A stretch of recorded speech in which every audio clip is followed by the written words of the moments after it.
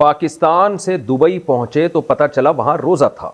मैं पाकिस्तान से दुबई आया था, पाकिस्तान में इस वक्त रोज़ा नहीं था, अगले दिन रोज़ा था। मैं जब दुबई पहुँचा तो यहाँ रोज़ा था, लेकिन मैंने सहरी नहीं की, इसलिए रोज़ा नहीं रखा मैंने। क्या वो रोज़ा मुझे ईद के बाद क़ज़ा करना पड़ेगा? मोहम्मद आमिर दुबई से। जनाब मोहम्मद आमिर साहब, चूँकि आप जब पाकिस्तान में थे, सहरी का वक्त जो था वो दुबई में नहीं शुरू हुआ, बल्कि रास्ते में ही सहरी का वक्त शुरू हो गया और आपने रोज़ा नहीं रखा, और जब आप दुबई पहुँचे तो वहाँ रोज़ा था।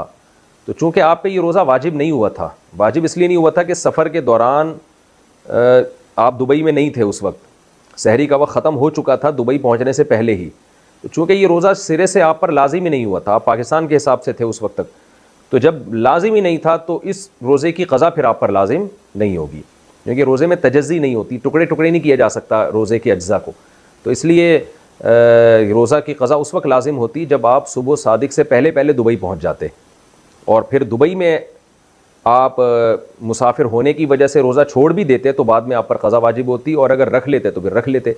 लेकिन आप चूँकि सुबह सादिक के बाद दुबई पहुँचे हैं, तो ये रोज़ा शरन आप पर लाजिम हुआ ही नहीं था। जब लाजिम ही नहीं हुआ था तो फिर आप पर इसकी क़ज़ा लाजिम नहीं।